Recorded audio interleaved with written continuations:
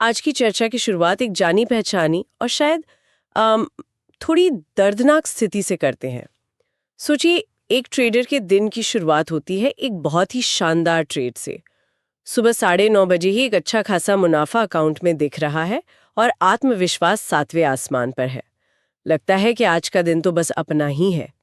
लेकिन फिर जैसे जैसे दिन बीतता है कुछ बदल जाता है और दिन खत्म होते होते न सिर्फ सुबह का सारा मुनाफा चला जाता है बल्कि अकाउंट लाल निशान में बंद होता है। ये एक ऐसी कहानी है जो मुझे लगता है ट्रेडिंग की दुनिया में लगभग हर किसी ने अपनी डायरी में लिखी है। ये एक तरह का ट्रेडर्स रिचुअल बन गया है। बिल्कुल। और जब ऐसा होता है तो सबसे पहला ख्याल यही आता है कि मेरी स्ट्रैटेजी में कोई कमी थी या मेरा तकनीकी विश्लेषण गलत हो गया। हाँ, लेकिन जो दस्तावेज आज हमारे पास हैं वे एक बिल्कुल अलग और ज्यादा गहरे दुश्मन की ओर इशारा करते हैं, और वो है ओवर ट्रेडिंग। एक ऐसी आदत जो दुनिया की सबसे अच्छी स्ट्रैटेजी को भी धूल चटा सकती है। सही कहा। तो आज हम इसी की तह तक जाएंगे। इन दस्तावेजों की मदद से हम समझेंगे कि ये ओवर ट्रेडिंग आखिर है क्या, इसके पीछे का मनोविज्ञान क्या है, और सबसे जरूरी, क्या इससे बचने का कोई रास्ता है? हाँ, क्या कोई ऐसा ठोस फ्रेमवर्क है जिसे कोई आज से ही अपना सके।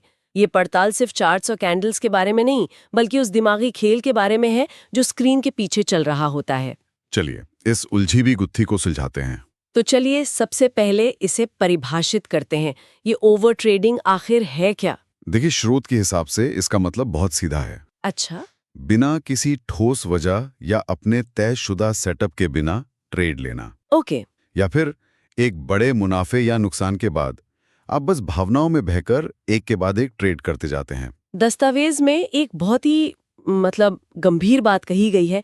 ओवर ट्रेडिंग ट्रेडर को धीरे धीरे मार्केट से बाहर कर देती है। हाँ, और यहाँ जो धीरे धीरे शब्द इस्तेमाल हुआ है ना, वो बहुत महत्वपूर्ण है। क्यों? क्योंकि ओवर ट्रेडिंग कोई अचानक आया हुआ हार्ट अटैक नहीं है जो एक ही दिन में सब कुछ खत्म कर दें। स्रोत इसे एक बहुत ही सटीक नाम देता है, स्लो अकाउंट किलर। धीमा अकाउंट किलर। हाँ, यानी धीमा अकाउंट किलर। ये एक धीमे जहर की तरह काम करता है जो रोजाना थोड़ी थोड़ी मात्रा में आपकी दो सबसे कीमती चीजों को खत्म करता है। पहली है आपकी कैपिटल और दूसरी आपका आत्मविश्वास। ये किलर शब्द ही बहुत भारी है।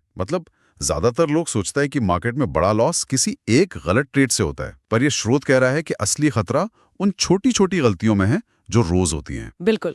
इसे डेथ बाय 1000 कट्स की तरह समझिए। अच्छा। कोई एक घाव जानलेवा नहीं है, लेकिन हजारों छोटे छोटे घाव मिलकर आपको खत्म कर देते हैं। जब कोई बिना अपने तयशुदा सेटअप के ट्रेड करता है तो वो असल में ट्रेडिंग नहीं कर रहा होता। तो फिर वो क्या कर रहा होता है?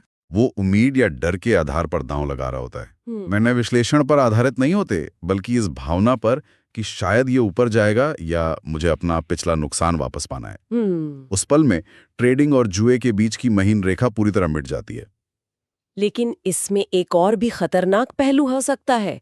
अगर जुए की तरह लिया गया कोई ट्रेड गलती से मुनाफा दे गया तो? आपने बिल्कुल सही नब्ज पकड़ी है। यही इस धीमे जहर का सबसे खतरनाक हिस्सा है। अगर ऐसे 2-4 ट्रेड मुनाफे में चले जाएं, तो ये उस गलत आदत को और मजबूत कर देते हैं। मतलब ट्रेडर को लगने लगता है कि उसे किसी सिस्टम की जरूरत नहीं। हाँ, उसे लगता है कि उसकी गट फीलिंग ही काफी है। लेकिन लंबे समय में ये केवल नुकसान की गारंटी देता है, क्योंकि बाजार गट फीलिंग पर नहीं, संभावनाओं पर चलता है। तो क्या इसका मतलब ये है कि एक छोटा किस्मत वाला मुनाफा एक बड़े नुकसान से भी ज्यादा खतरनाक हो सकता है? निश्चित रूप से, क्योंकि वो आपको गलत रास्ते पे चलने का आत्मविश्वास देता है। बिल्कुल। एक बड़ा नुकसान आपको रुककर सोचने पर मजबूर करता है, लेकिन एक छोटा गलत मुनाफा आपको उसी खाई की तरफ और तेजी से दौड़ाता है। ये तो बहुत ही खतरनाक जाल है। तो सवाल ये उठता है कि अगर ये इतना हानिकारक है तो ट्रेडर ये जानते हुए भी ऐसा करते क्यों हैं? इन दस्तावेजों में इसके पीछे की साइकोलॉजी के बारे में क्या बताया गया है? स्रोत इसके 4 मुख्य भावनात्मक कारणों की बात करता है। पहला है लॉस का बदला लेने की इच्छा, जिसे ट्रेडिंग की भाषा में रिवेंज ट्रेडिंग कहते हैं। रिवेंज ट्रेडिंग यानी बाजार ने मुझसे पैसे छीने, मैं बाजार से वापस छीन लूंगी। हाँ, ये एक बहुत ही आदिम लड़ने वाली भावना है। और दूसरा कारण है आज ही सारा लॉस रिकवर करने वाला माइंडसेट। ये एक तरह की जिद बन जाती है कि दिन का अंत हरे निशान में ही होना चाहिए, चाहे कुछ भी हो जाए। तीसरा, बहुत ज्यादा समय स्क्रीन के सामने बिताना, लगातार मार्केट को देखते रहना। और चौथा, जो इन सब की जड़ है, वो है अनुशासन की कमी। ये चारों कारण सुनने में तो अलग अलग लगते हैं, लेकिन क्या ये आपस में जुड़े हुए हैं? ये एक दूसरे से पूरी तरह गुंथे हुए हैं, एक चेन रिएक्शन की तरह। कैसे? मान लीजिए दिन का पहला ट्रेड नुकसान में गया। ये नुकसान बदला लेने की भावना को जन्म देता है। इस भावना के चलते ट्रेडर बेचैन हो जाता है और स्क्रीन पर और ज्यादा ध्यान से देखने लगता है। और फिर उसे हर छोटी मोटी हलचल में एक मौका दिखने लगता है। बिल्कुल, जिससे उसका स्क्रीन टाइम और बढ़ जाता है। मैंने एक ट्रेडर को ये कहते सुना है कि चार्ट्स आपको सम्मोहित कर लेते हैं। आप उन्हें घूरते रहते हैं और आपका दिमाग ऐसे पैटर्न बनाने लगता है जो असल में वहां है ही नहीं। ज्यादा स्क्रीन टाइम आपकी आंखों को नहीं, आपके निर्णय लेने की क्षमता को थकाता है। सही कहा। और ये सब कुछ क्यों हो रहा है? क्योंकि अनुशासन की नींव ही कमजोर है। इसीलिए स्रोत का ये कहना बिल्कुल सटीक है कि यही भावनाएं ट्रेडर का सबसे बड़ा दुश्मन है। तो जब कोई इस मनोवैज्ञानिक जाल में फंस जाता है, तो ये सिर्फ पैसों का नुकसान नहीं है। स्रोत एक तरह के दुष्चक्र, एक विशेष साइकिल की बात करते हैं ना? बिल्कुल, और ये एक ऐसी ढलान है जिस पर फिसलना बहुत आसान है। इसे ऐसे समझिए, ओवर ट्रेडिंग से नुकसान होता है। ठीक है। उस नुकसान से आत्मविश्वास टूटता है। और टूटा हुआ आत्मविश्वास और ज्यादा भावनात्मक गलतियों को जन्म देता है। हाँ, जैसे कि और बड़े रिस्क लेना या छोटे से मुनाफे में डर कर निकल जाना। इससे फिर और नुकसान होता है। और एक पॉइंट के बाद ट्रेडर का मुख्य उद्देश्य अपनी स्ट्रैटेजी को फॉलो करना नहीं, बल्कि सिर्फ नुकसान की भरपाई करना बन जाता है। तो उसका हर अगला कदम तर्क पर नहीं, बल्कि डर और हताशा पर टिका होता है। बिल्कुल। ये सुनना ही डरावना है। इसका मतलब है कि ट्रेडर का दुश्मन मार्केट नहीं, बल्कि उसका अपना दिमाग बन जाता है, जो उसे और गहरे गड्ढे में धकेलता जाता है। सही कहा। वो अपने ही खिलाफ काम करने लगता है। इसीलिए स्रोत कहता है कि हर ट्रेड गैम्बलिंग बन जाता है, क्योंकि जीतने की संभावना मतलब प्रोबेबिलिटी का विश्लेषण खत्म हो जाता है और सिर्फ एक अंधी उम्मीद बचती है। ये तो वाकई एक अंधेरी सुरंग जैसा लगता है। तो क्या ट्रेडर हमेशा के लिए इसमें फंस जाते हैं, या इन दस्तावेजों में इससे बाहर निकलने का कोई रास्ता भी बताया गया है, कोई ऐसा फ्रेमवर्क? अच्छी बात यह है कि स्रोत सिर्फ समस्या बताकर नहीं छोड़ता, बल्कि एक बहुत ही स्पष्ट और व्यावहारिक समाधान भी देता है। अच्छा। उन्होंने इस धीमे अकाउंट किलर को रोकने के लिए 5 ठोस नियम दिए हैं, और इन नियमों की खूबसूरती इनकी सादगी में है। इन्हें लागू करने के लिए किसी जटिल सॉफ्टवेयर की नहीं, सिर्फ चट्टान जैसे अनुशासन की जरूरत है। चलिए, इन नियमों को एक एक करके समझते हैं। पहला नियम क्या है? पहला नियम है डेली ट्रेड लिमिट। दिन शुरू होने से पहले ही तय कर लें कि आज आप ज्यादा से ज्यादा 2 या 3 ट्रेड ही लेंगे। बस 2 या 3? हाँ। जैसे ही ये लिमिट पूरी हो, चाहे आप मुनाफे में हो या नुकसान में, ट्रेडिंग बंद, टर्मिनल बंद कर दें। ये नियम ट्रेडर को एक्शन में रहने की लत से बचाता है। अच्छा, ये जो फीलिंग होती है कि कुछ करते रहना है, उससे बचाता है। बिल्कुल। ये नियम उस सोच को तोड़ता है। ठीक है, यानी क्वांटिटी पर एक सीमा। दूसरा नियम क्या है? दूसरा नियम है फिक्स्ड लॉस लिमिट।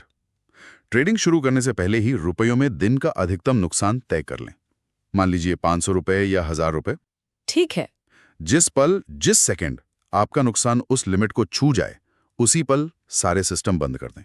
कोई दूसरा विचार नहीं, कोई उम्मीद नहीं कि शायद मार्केट पलट जाए। ये एक तरह का सेफ्टी वॉल्व हुआ। सेफ्टी वॉल से भी बढ़कर ये एक सर्किट ब्रेकर है। जैसे घर में बिजली का लोड ज्यादा होने पर एमसीबी गिर जाता है और आपके उपकरणों को जलने से बचाता है, वैसे ही ये नियम आपके इमोशनल ओवरलोड होने पर ट्रेडिंग को बंद कर देता है सही, और आपके अकाउंट को तबाह होने से बचाता है।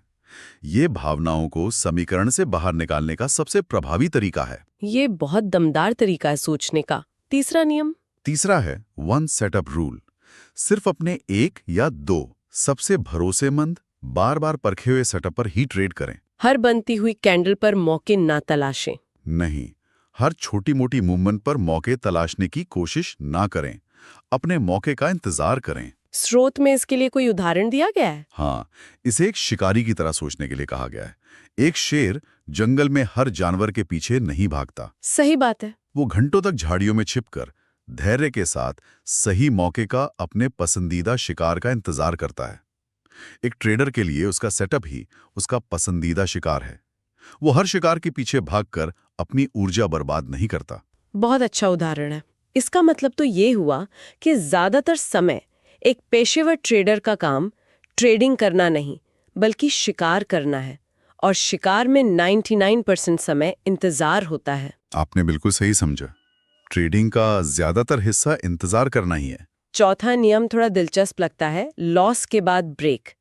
अगर एक ट्रेड नुकसान में जाता है तो तुरंत अगला ट्रेड लेने के बजाय 15 से 30 मिनट का एक अनिवार्य ब्रेक लें। हाँ, और इस नियम के पीछे का मनोविज्ञान समझना बहुत जरूरी है।